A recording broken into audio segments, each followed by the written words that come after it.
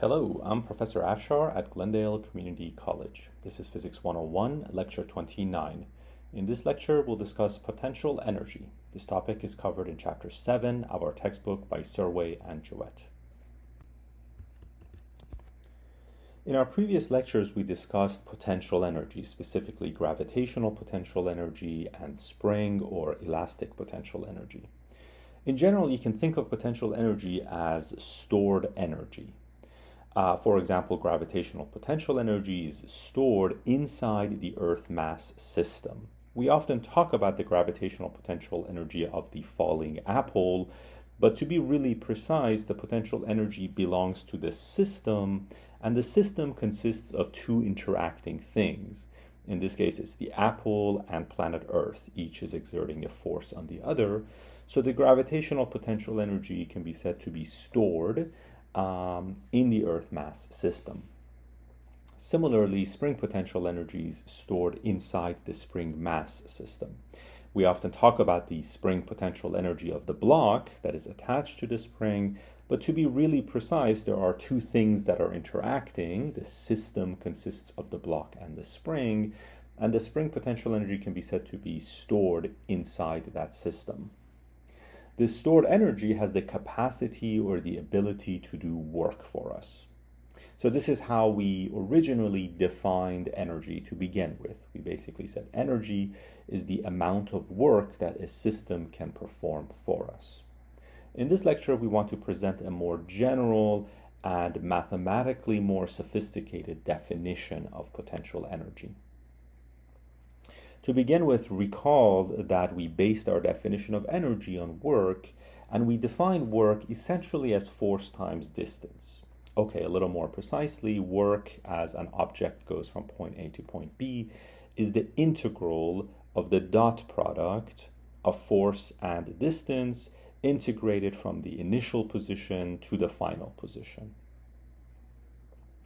Now, if you were paying attention to the integration that we were doing in previous lectures, you probably noticed that the integration was quite difficult.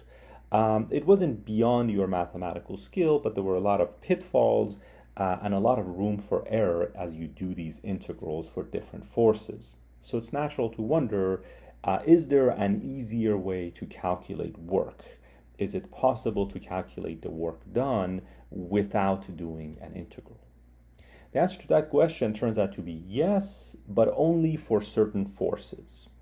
For each conservative force, there exists a function, an almost magical function, which we'll denote using the letter U, such that the work can be expressed as a change in the value of this function.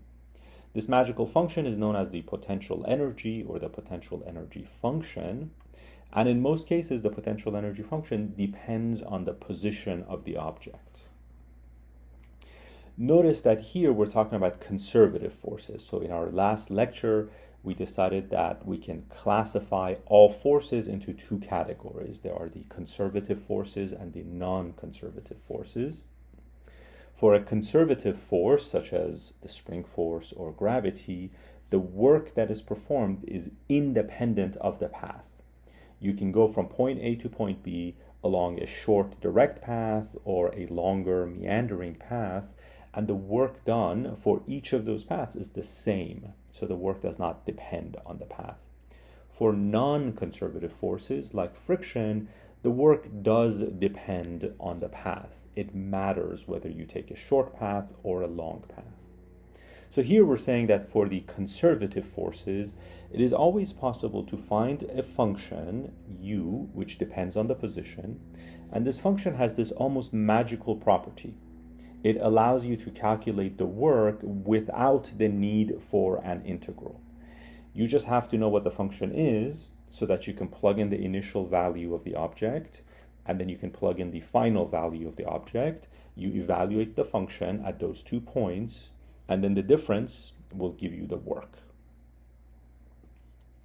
Now notice that we have written this equation in a slightly unorthodox way. As the object goes from A to B, from its initial position to its final position, we're looking at U initial minus U final.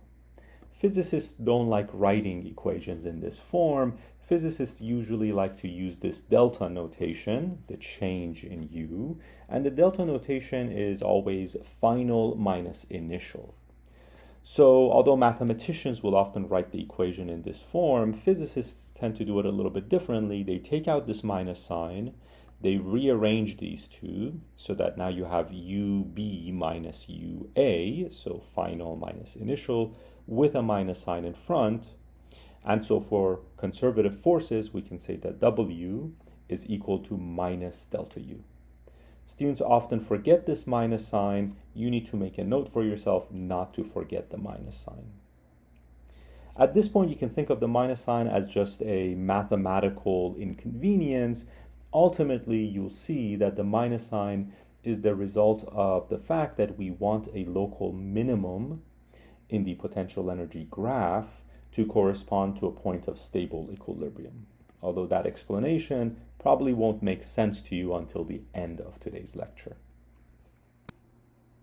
So to summarize, for every conservative force, there is a potential energy function. The potential energy function is important because it allows us to calculate the work done by that force easily without the need to do an integral. So far in this course, we've talked about two conservative forces. One is gravity or weight, and the other one is the spring force. For weight, the force can be expressed as minus mgj hat, indicating that the force is in the y direction, specifically in the negative y direction. And associated with this conservative force, there is a potential energy function, which we denote as U sub g. And the potential energy function is equal to mgy. So notice that it depends on position, specifically depends on the y coordinate of the object. Once you know what this potential energy function is, you never have to do an integral when somebody asks for the work done by gravity. Henceforth, when we want to calculate the work done by gravity, we simply say that's going to be equal to minus the change in the potential energy function, which is mgy. So the work done by gravity is going to be equal to minus mg times y final minus y initial. As you use this equation, remember that you want to write y final minus y initial, and you want to put a minus sign on the outside. If you don't like the minus sign, you can distribute it into the parentheses and then always write y initial minus y final, but that's a little dangerous because the delta notation always refers to final minus initial. The other conservative force that we've talked about is the spring force. Here is the spring force. Remember, this is essentially Hooke's law. It tells us that the spring force is proportional to x. So that's the displacement from equilibrium, and it's in the x direction. And associated with this force is a potential energy function, which we write as U sub s, and it is equal to 1/2 kx squared.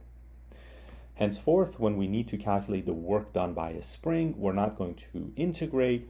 We're going to use the fact that the work is equal to minus the change in the potential energy.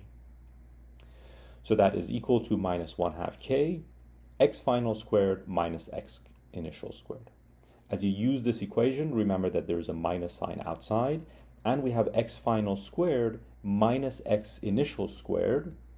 Students often confuse this with x final minus x initial quantity squared. So this entire thing is not equal to x final minus x initial quantity squared. So make sure you're not putting the square outside the parentheses. Make sure the square is inside the parentheses. If you go on to take a course on electricity and magnetism, for example, usually following this class, you will learn about the electric force, and you will find that the electric force is given by this formula here, and that the electric force is also a conservative force, and therefore associated with that force is another magical function, a potential energy function, which is given by this formula. This is not really covered in this class in this semester, so you don't need to know it. I'm just trying to emphasize the fact that for every conservative force, there is a potential energy function. Let's do a practice problem involving potential energy. A block of mass 7 kilograms is lifted along a parabolic path from coordinates 0, 0 to coordinates 9, 81, where the coordinates are given in meters. Calculate the work done by gravity. So we're lifting an object basically 81 meters into the air. However, we're not lifting it straight up, we're moving it along a parabolic path. We want to calculate the work done by gravity. There are two ways to answer this question. The hard way to answer this question is simply to do integration. Go back to the definition of work, remind yourself that work was equal to the integral of f dot ds. Then write down an expression for the force, write down an expression for this displacement vector. Remember that the displacement vector is equal to dx comma dy. Carry out the dot product, so remind yourself of the definition for the dot product. Then remember that if we're talking about gravity, f sub x is 0. Gravity only works in the y direction, and its y component is minus mg. So now you have an integral in y. Plug in the limits of integration. Since we're doing a y integral, we need to look at the y coordinates. So the limits of integration end up being 0 and 81, not 0 and 9. Perform the integral, plugging the numbers into your calculator, and you will find that the work done by gravity is minus 5,556.6 joules. This is the long way to do the problem. The easier way is to realize that we're talking about gravity here. Gravity is a conservative force. Therefore, it has this magical property. It has a potential energy function, U sub g. Remember what that function is. It's mgy. And then remember that you need to take the negative of the change in that function. So you can say that the work done by gravity is minus mg delta y, so y final minus y initial. It's easy to figure out y final minus y initial. 81 minus 0 is just 81. Multiply all that out and you will get exactly the same answer. So you could probably live without knowing about potential energy if you're willing to perform an integral every time. However, knowing about the potential energy associated with a conservative force will make your life much, much easier. So let's do a quick review of what we've learned so far. We've learned that there's a connection between work and force. In fact, we define work as the influence of forces.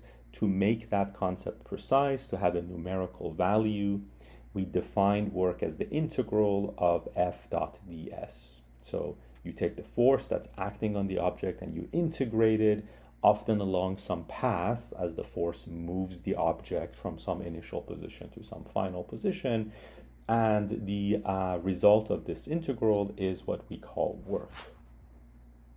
In today's lecture, we have also discovered another relationship between work and potential energy. This relationship only holds for conservative forces. For non-conservative forces, there simply does not exist a potential energy. For example, there is no friction potential energy, but there is a spring potential energy. Anyways, for conservative forces, we can write W as the negative of the change in potential energy. Now, looking at these two results, you should be thinking that, well, if work is related to force and work is related to potential energy, then obviously potential energy should be related to force. So in physics, we like to sort of connect all the dots. We'd like to have connections among all the concepts that we deal with. And it turns out if we equate the right side of this equation with the right side of this equation, we get one relationship between potential energy and force. This equation here is useful because if I give you the force, you can then calculate the potential energy, or at least the change in potential energy. We'd like to be able to go the other way as well. Given the potential energy, can we calculate the force? And the answer is yes. In fact, if you remember from calculus, integration and differentiation are inverse operations. So if u is the integral of f, then f is probably the derivative of u. We'll make that more precise on the next slide. So as we just learned, there is a connection between forces and potential energies, at least between conservative forces and their potential energy functions. Let's make this connection a little more precise. Suppose a conservative force F moves an object an infinitesimal distance ds. So here we're not talking about moving an object 100 meters or even 1 meter. We're talking about moving it a millimeter or a micrometer or a nanometer. We're really talking about moving an object an infinitely small or an infinitesimal distance. In that case, you can just say that the change in potential energy is minus F dot ds. So we've removed the integration sign that you saw on the previous slide. To calculate the dot product, we'll remember that there are two ways to calculate the dot product. There's the component definition and the magnitude definition. By now, you should be very comfortable with the dot product operation. And when we carry out the dot product, we find that the change in potential energy is minus the x component of force times the x component of displacement plus the y component of force times the y component of displacement. With a little bit of calculus, looking at this expression, you realize that if you're given the potential energy and you want to calculate f sub x, you need to differentiate the potential energy with respect to x. But if you want to calculate f sub y, then you need to differentiate the potential energy with respect to y. More precisely, this is what I mean. If you have the potential energy function and you're looking for the force, you will take the derivative of the potential energy with respect to x. Don't forget the minus sign in front, and that will give you the x component of force. The y component of force is found similarly, except that when you take the derivative of u, you now need to take the derivative with respect to y. You might be wondering what this funny symbol here means. This funny symbol here stands for a partial derivative. It's a lot like the regular derivative that you're used to, du over dx, but the script d, which has this curly look to it, denotes a very special type of a derivative. If you haven't taken multivariable calculus, you probably haven't seen partial derivatives before, so this might seem like a scary thing, but you don't need to be frightened by it at all. Basically, these derivatives are the same old derivatives that you're used to, except now you have multiple variables to worry about. In particular, you have both x and y to worry about. So when you see something like partial of u over partial of x, what you need to remember is that you need to differentiate u with respect to x while you treat y just as if it were a constant. On the other hand, when you see partial u partial y, you take a derivative of this function with respect to y, and wherever you encounter the variable x, you treat it like a constant. So the script d's that you see here, the partial derivative symbols that you see here, are giving you a very specific instruction. They're saying differentiate with respect to this specific variable, and if you see any other variables, treat them as if they are constants. What all of this means is that if you have a graph of potential energy, you can also look at that graph to figure out the force. Here we're essentially talking about a derivative, and remember that the graphical interpretation of a derivative is as the slope of the tangent to that graph. So we can think of force as the negative of the slope derivative of the potential energy versus position graph. To better understand the relationship between force and potential energy, let's do a practice problem. A block of mass 5 kilograms moves on a horizontal floor from 0, 0 to 3, 9 along a parabolic path. So once again, we're not moving along a straight line, we're taking a complicated parabolic path. And note that we're not lifting anything, there's no vertical motion here, all the motion is on the horizontal floor. There is some force F, and it is described by this potential energy here. So obviously this force F, whatever it is, it's not one of the forces we've studied so far, but this force must be a conservative force because it has a potential energy function associated with it.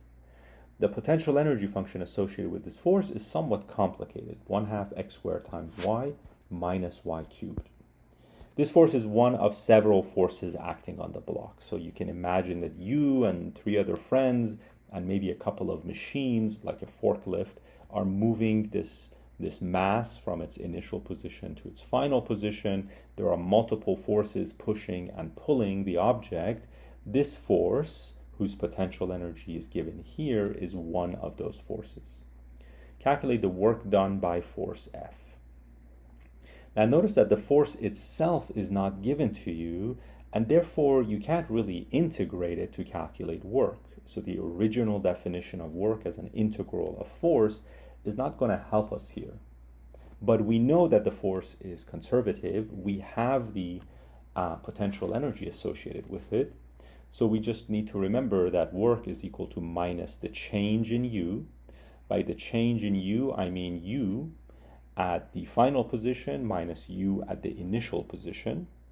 We know what the initial and the final positions are. The coordinates are 0, 0, 3, 9. So we can plug those into this function over here. Okay, a little more specifically, we can say to calculate U1, as in U initial, we need to plug in 0 for x, and we need to plug in 0 for y, and then plug in 0 here as well. And of course, that just ends up being 0. So that gives us U1.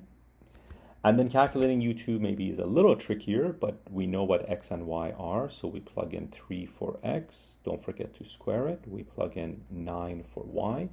And then we also plug in 9 for y here. Don't forget to cube it. Put all that into your calculator, and you will find that the work done by this force is 688.5 joules. We did not have to do any kind of an integral. We just had to plug in some numbers into a polynomial that's not too complicated. Here's part B of the problem. Calculate the x and y components of force F when the block is at coordinates 2, 4. So again, the force is not given to us, but now we want to actually calculate the force. As we move this object along its parabolic path, at one instant in time, it will occupy these coordinates. It will be at position 2, 4. At that instant, what's the force that's acting on this object? What's the x component and what's the y component?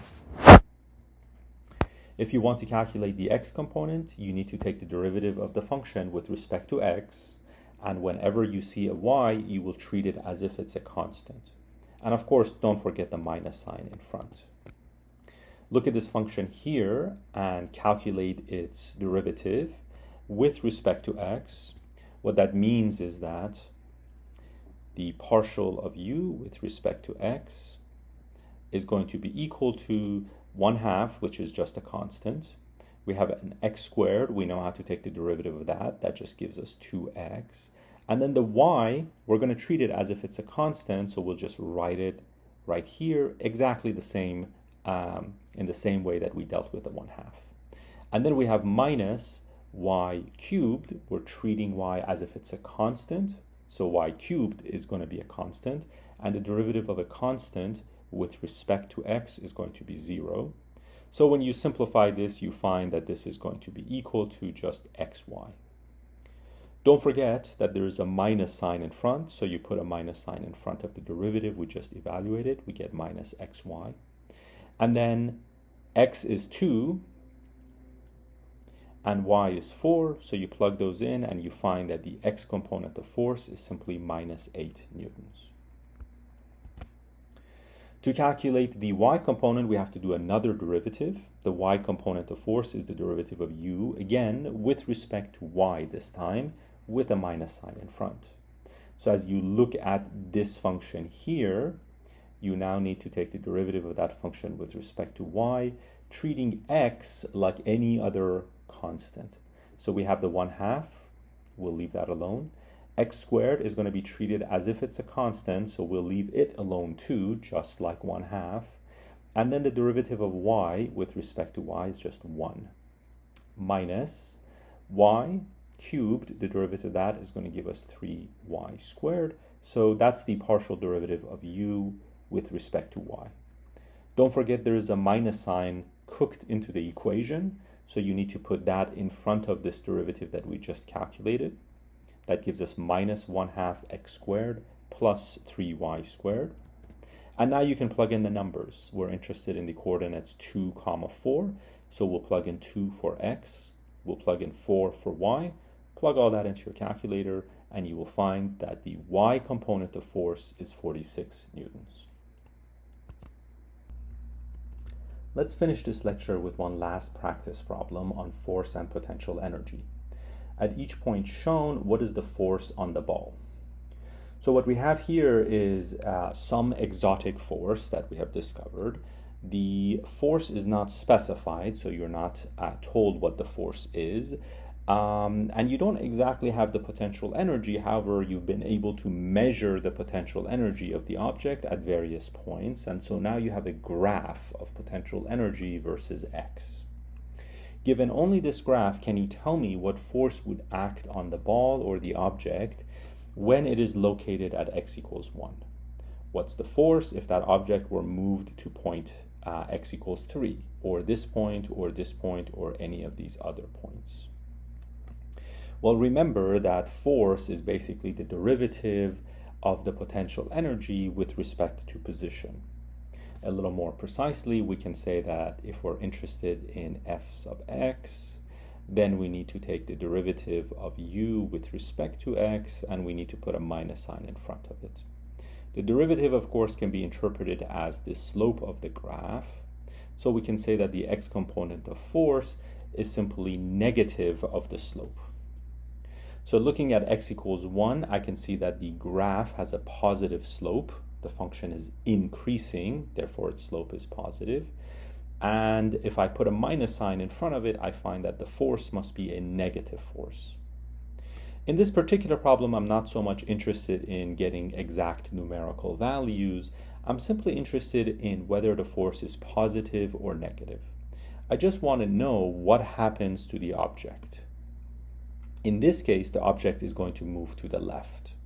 The force is a negative force, and therefore if we place an object at x equals 1, this mysterious force that we're trying to investigate is going to push the object in the negative direction. What happens if I place an object at x equals 3? Well, at x equals 3, you can see the graph is horizontal. It's not increasing, it's not decreasing. Therefore, the slope is 0. Therefore, the force is 0. So if I place an object at x equals 3, it will simply stay there. There is no force acting on it. Remember that what you're seeing is a graph of potential energy, not the force. What happens if we place the object at x equals 5? Well, at x equals 5, or 5.5, let's say, to be precise, at 5.5, you can see that the slope of the graph is negative. So the potential energy is decreasing at this point, and therefore the slope must be negative. Force is the negative of the slope. Therefore, the force on the object at x equals 5.5 must be a positive force. I've indicated that by this arrow here. So if I drop an object at x equals 5.5, it will move to the right. If I place an object at x equals 6, it will simply stay there because the slope of the graph at x equals 6 is 0, and therefore the force must be 0. If I place an object at x equals 6.5, then we can see that the slope of the graph is positive. Negative of that is going to give us a negative force, which means the object is going to want to move to the left in the negative direction. We can play the same game with the remaining points, and we'll see that at 7.5 the object will move, or accelerate to be a little more precise, in the negative direction. At 8 it will simply stay there because the slope is 0 and the force is 0. And at 8.5 the slope is negative, so the force is positive, so it will actually move to the right. So this is how you go about figuring out what objects do if you only have information about their potential energy. You can figure out the direction of the force, and you can even be a little more precise and figure out the magnitude, and of course from force you can figure out the acceleration, and from acceleration you can figure out a lot of other things. Notice that at certain points the force was 0, so at x equals 3 the force is 0, at 6 and 8, the force is 0 as well. Points where the net force on the object is equal to 0 are referred to as points of equilibrium. So going forward, when we talk about equilibrium, we're talking about positions or places where the force is 0. More precisely, the net force is 0. To be a little more precise, it turns out there are 3 types of equilibrium: neutral equilibrium, stable equilibrium, and unstable equilibrium. This is a bit of new terminology or vocabulary that you need to become familiar with because we'll be using these terms more often. It turns out a point of stable equilibrium is a place where the potential energy is at a minimum. In other words, the force is 0 and the second derivative of the potential energy is positive. We call this a point of stable equilibrium because if you put an object at x equals 6, it will stay there, and if you accidentally nudge it a little bit to the left or a little bit to the right, it will return to its equilibrium position. In that sense, it's stable, it won't fall or move away. X equals 8 is a point of unstable equilibrium. If you put an object at exactly x equals 8, it will stay there and the force will be 0. But if you accidentally bump it and push it a little bit to the left, like 7.9, then it will roll away from that point of equilibrium. You can see to the left, the force is away from the equilibrium, similarly on the right. So this is an unstable equilibrium. It is an equilibrium, but really only exactly at that point.